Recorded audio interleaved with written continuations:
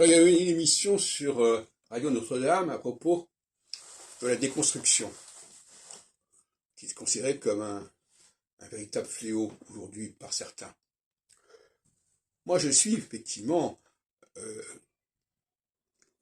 impliqué et impacté par cette notion de déconstruction qu'on relie souvent à Jacques Derrida, qui est un juif d'Afrique du Nord, qui a le même prénom que moi. Et je dirais les choses de manière un petit peu mesurée. C'est-à-dire que d'un côté, je pense que par exemple la question de la race et du sexe, c'est quelque chose de totalement fondamental et structurel, au niveau du plan divin, comme je l'appelle, et donc il n'est pas question de remettre en question cela. En revanche, alors c'est intéressant, parce que vous avez une approche qui vise à discréditer les éléments structurels, et puis une autre approche qui vise à discréditer les éléments conjoncturels. Moi, je suis pour discréditer les éléments conjoncturels.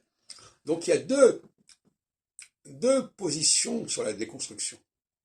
Moi, je déconstruis un certain nombre de traditions, de cultures, mais je renforce des éléments fondamentaux, des marqueurs fondamentaux de sexe, de genre, etc. Et il y en a d'autres qui font l'inverse, qui déconstruisent. Donc, c'est une guerre des déconstructions. Ils déconstruisent les clivages de sexe, homme-femme, etc.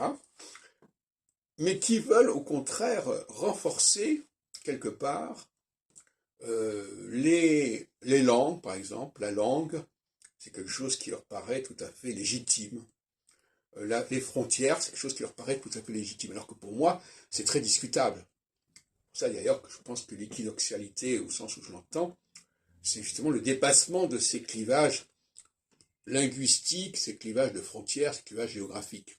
Alors que pour ceux qui remettent en question les races et le sexe, etc., eh bien ça, au contraire, il ne faut pas le déconstruire. Donc, chacun milite pour sa paroisse, en quelque sorte.